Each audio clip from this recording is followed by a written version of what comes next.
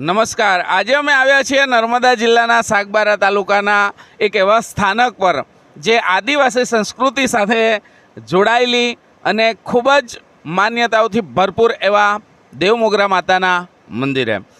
ફક્ત દેવમોગરા માતાના મંદિરથી જ વખણાય એવી આ જગ્યા નથી. આપ પાછળ જોઈ રહ્યા છો એ કુદરતી સૌંદર્ય અને એનાથી ભરપૂર લોકો અલગ અલગ રાજ્યથી આવે છે. મહારાષ્ટ્ર, મધ્યપ્રદેશ, ગુજરાત, દૂર દૂરથી આદિવાસી મિત્રો અહીંયા આવતા હોય છે અને એવી જગ્યાએ તાપી સ્વરાજ ચેનલની ટીમ અહીંયા પહોંચી છે માતાજીના દર્શને દેવમોગરા માતાને ત્યાં.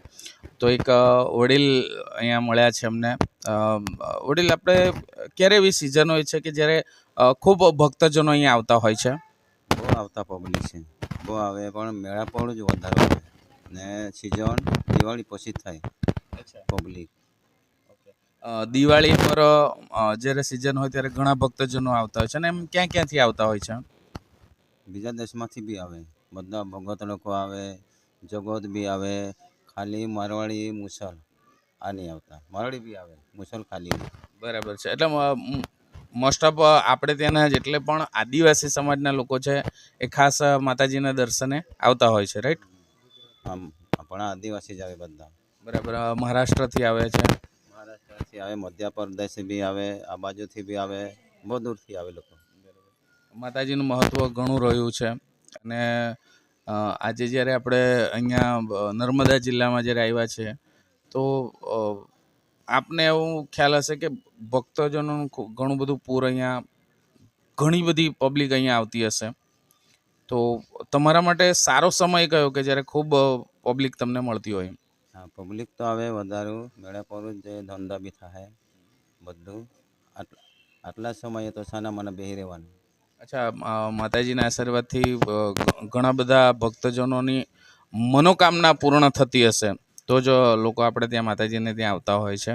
લોકો આવે બધી લે કે ભાઈ મને આશીર્વાદ આપજો. 12 મહિના પછી ભગત કહે કે નારિયેળ છોડાવું, જગત કહે કે બપોર આવા કઈ લોકો. બીજું શું કહે? આમ કેટલા સમયથી અહીંયા આપ દુકાન લગાવો છો? આ તો ચાલુ જ રહે, ચોમાસામાં બી ચાલુ, શિયાળામાં ચાલુ, ઉનાળામાં ચાલુ, સાદા માટે ચાલુ. ખૂબ સરસ. અને અહીંયા માતાજીને ચડાવવા માટે શું શું વસ્તુ આમ મોસ્ટ ઓફ ચડતી હોય છે અહીંયા માતાજીને? બધું જ ચડાવે, મુર્ગા ચડાવે, બકરા ચડાવે. અહીંયા મિત્રો આવ્યા છે અલગ અલગ જિલ્લાઓમાંથી, આપણા ગુજરાતથી જ. તો આપણે એમની સાથે વાત કરીએ. તો આપ ક્યાંથી આવો છો? અમે દક્ષિણ ગુજરાતના વલસાડ જિલ્લામાંથી આવીએ છીએ અને ત્યાં અહીંયા જે આપણે મોગીમાં કહીએ છીએ, દેવમોગરા કહીએ છીએ, એ માતાજીને અહીંયા અમે દર્શન અર્થે આવ્યા છીએ. આપ પહેલી વાર આવ્યા છો? ના, ફર્સ્ટ ટાઈમ, પહેલી જ વખત આવ્યા છે. અને અહીંયા આવીને અમને અહીંયાનો જે નજરારો જોયો, જે કુદરતી સૌંદર્ય જોયું, અમને ખૂબ મજા આવી. પહેલી વખત આવ્યા તોય અમને બહુ મજા આવી છે. આપ જાણો છો કે આદિવાસી સમાજ જોડે બહુ જ મહત્વ જોડાયેલું છે દેવમોગરા માતાજીનું. અને ઘણી બધી જગ્યાથી લોકો આવે છે, જેવા કે મહારાષ્ટ્રથી, મધ્યપ્રદેશથી અને ગુજરાતથી પણ લોકો આવે છે. આપ ક્યાંથી આવો છો? અમે વલસાડ જિલ્લાથી આવીએ છીએ અને હું પણ ખુદ આદિવાસી જ છું. આદિવાસીઓની જે દેવી છે અને અમારી જે કુળદેવી અસલ જે છે એ કંસેરી માતા છે, માવલી માતા છે. એ જ રીતે અમે પણ મોગી માતાને પણ અમે એ જ રીતે માનીએ છીએ. અને ત્યાંથી અમારા સિવાય પણ બીજા ઘણા બધા દર્શનીય ત્યાંથી અહીંયા આવે છે અને મોગી માના દર્શન કરી અમારા દિલને, હૈયાને અમને આનંદ મળે છે. એટલા માટે દર વર્ષે અમે આવવાના છીએ એવો સંકલ્પ કરીને અમે આવ્યા છીએ અહીંયા.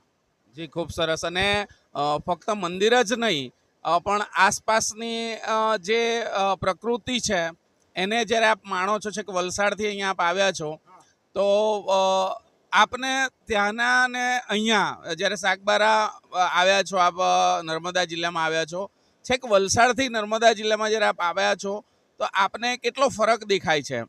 ફરક તો એટલો બધો છે કે અહીંયાનું જે કુદરતી સૌંદર્ય છે એટલું બધું સરસ અમને લાગ્યું.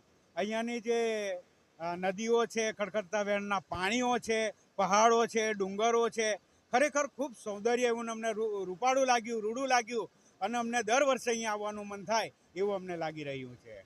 જી બિલકુલ, ધન્યવાદ.